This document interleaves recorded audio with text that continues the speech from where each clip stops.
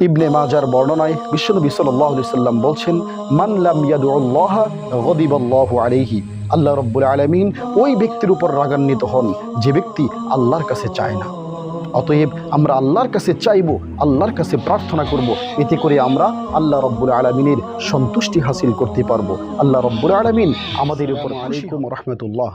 ইবনে ওমর রাদিয়াল্লাহু আনহুর বর্ণনায় বিশ্বনবী সাল্লাল্লাহু আলাইহি সাল্লাম বলছেন, আয-যুলমু যুলুমাতুন ইয়াউমাল কিয়ামাহ, অর্থাৎ কিয়ামতের দিন জুলুম বা অত্যাচার জুলুমকারীর জন্য অন্ধকার বয়ে আনবে।